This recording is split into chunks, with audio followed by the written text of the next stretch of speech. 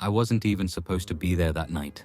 But in Albany, when Avi Small says, "Let's grab one more drink," you don't say no, not if you care about your career. The air was thick with late summer humidity as we stepped out of the Capitol building and onto the cracked sidewalks. The city felt heavy, the kind of heaviness that sticks to your skin and makes even the lightest blazer feel suffocating. "Just one drink," Jenna murmured beside me, her voice almost drowned out by the sound of traffic. She shot me a look, a mix of warning and resignation.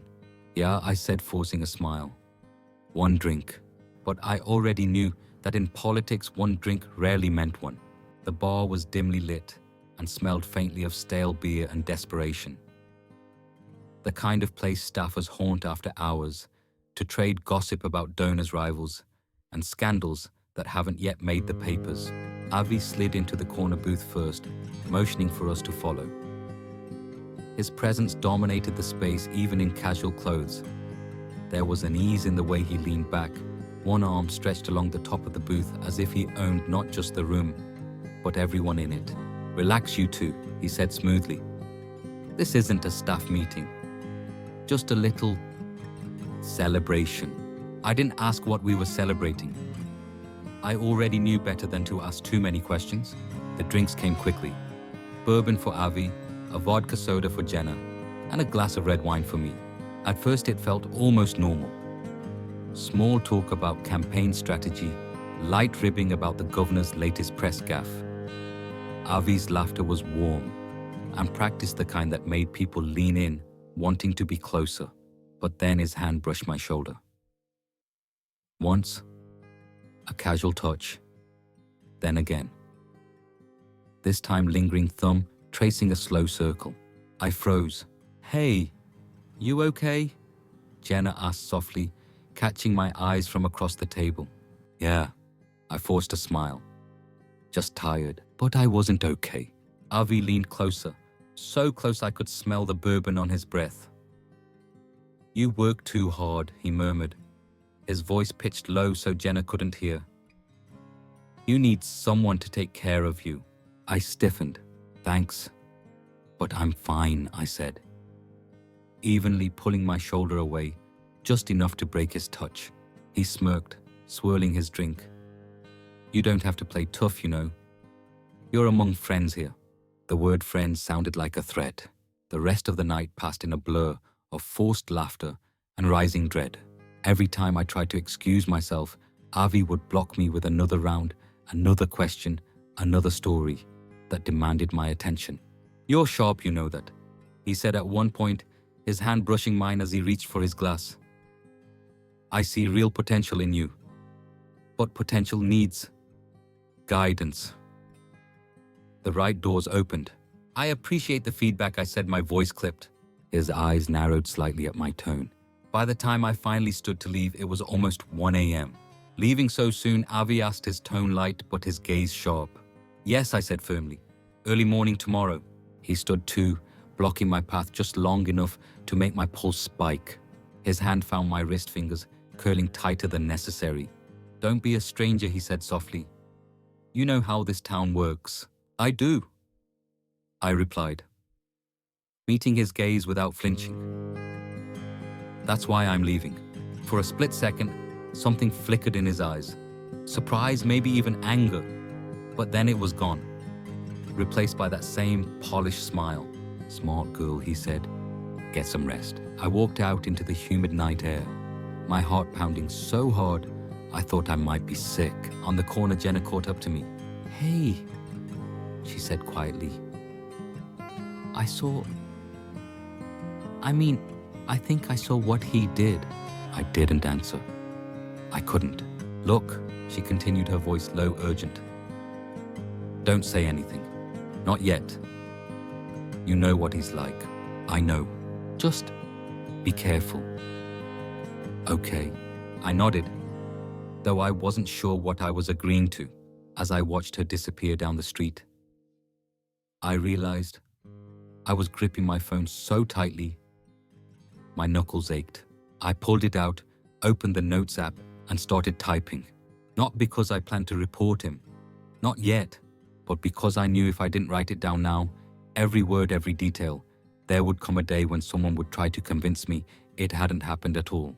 And I needed to remember every single thing. The office felt different the next morning. Not louder, not busier, quieter.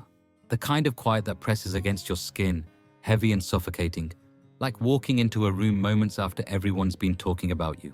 I kept my eyes forward as I passed through the glass doors. Jenna was already at her desk typing furiously. She didn't look up. "Morning," I said softly. She hesitated just a fraction too long, then forced a smile. "Morning." The smile didn't reach her eyes. By mid-morning, I could feel it. The stares. The subtle pauses in conversations. The way people's voices dipped as I walked past. I caught snippets. "She's exaggerating. If it even happened, why would he risk his career over that?" Each word was a pinprick. At noon, Avi emerged from the governor's private office. His suit was immaculate. His tie, a perfect Windsor knot. He walked with the same effortless confidence, as always, the kind that filled a room and sucked all the air out of it. But there was something in his eyes harder, sharper. "Hey, champ," he said, clapping a junior staffer on the shoulder as he passed. "Good work on those talking points yesterday." Then his gaze flicked to me. A brief pause. A slight curve of his lips, and then he was gone. The whispers grew louder as the afternoon dragged on. I heard she stayed late with him at the bar. Yeah, but she chose to go, didn't she? Maybe she misread the situation. By 3 p.m., I got called into HR. The woman waiting for me wore a polite smile and had a notepad in her lap. "We just want to make sure you're comfortable," she said. But her tone wasn't comforting. It was careful, calculated. "Did anything happen last night that made you feel uncomfortable?" I hesitated. If I told the truth, it would be my word against Avi's. And Avi didn't lose. "I'm fine," I heard myself say. The words tasted like ash in my mouth. When I left the HR office, Jenna was waiting in the hallway. "You didn't tell them, did you?"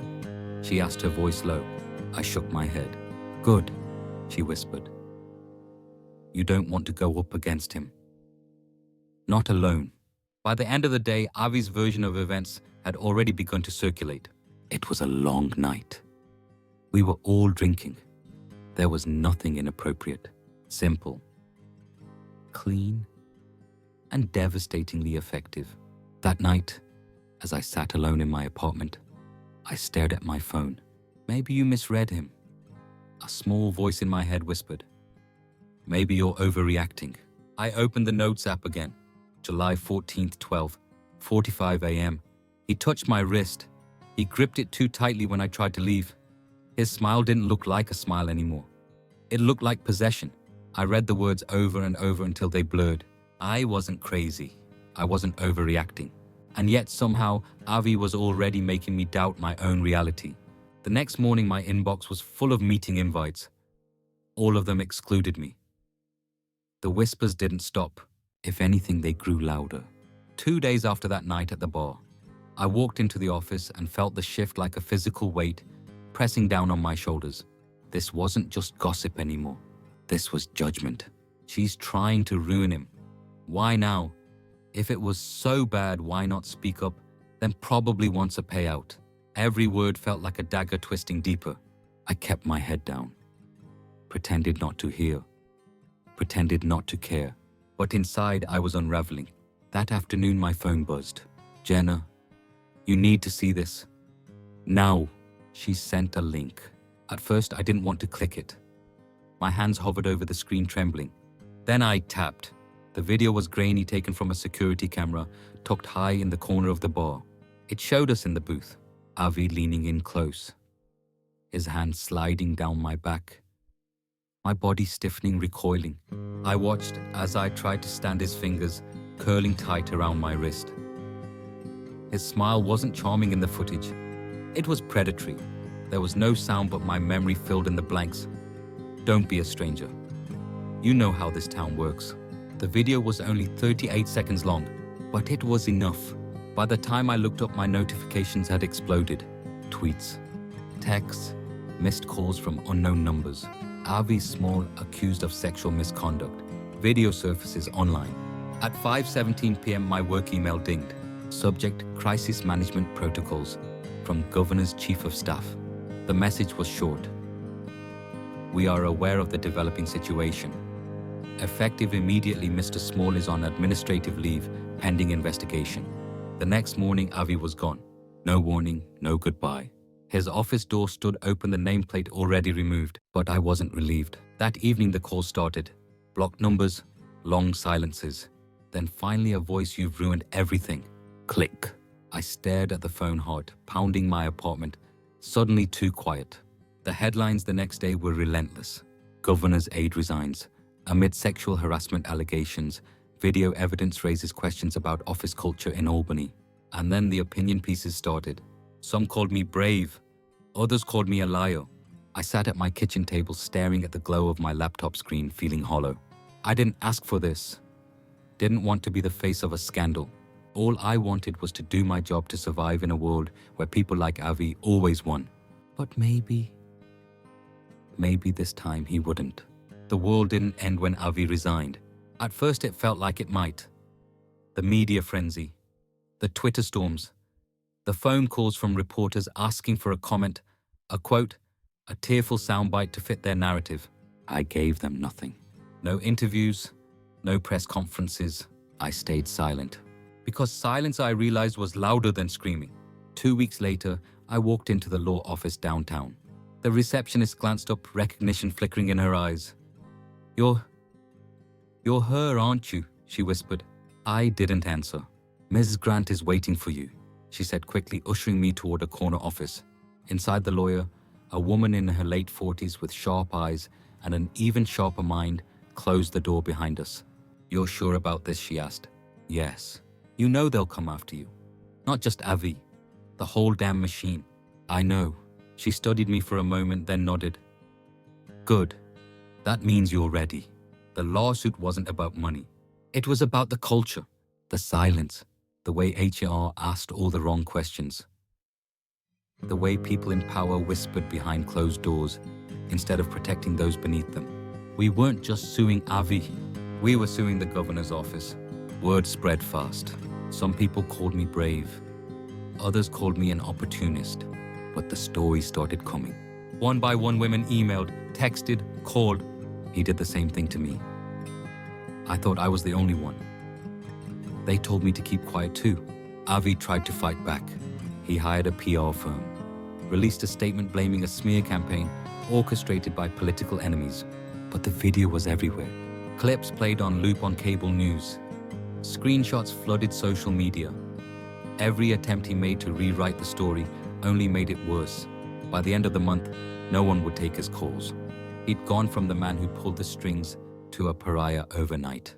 The last time I saw him was in court. He looked smaller somehow. Not physically, he still wore his tailored suits and expensive watch. But the confidence, the smugness, the sense of invincibility, it was gone. He couldn't even meet my eyes. When it was over, I stepped out into the bright afternoon sun. Reporters shouted questions. Cameras flashed. But I didn't stop. I didn't need to. This wasn't about them. This wasn't even about Avi anymore. This was about every whispered warning, every look that said, "Don't speak up," every system built to protect men like him at the expense of women like me. And for the first time in months, I felt light. I still get the calls sometimes. Blocked numbers, heavy breathing, angry voices. You've ruined everything, they say.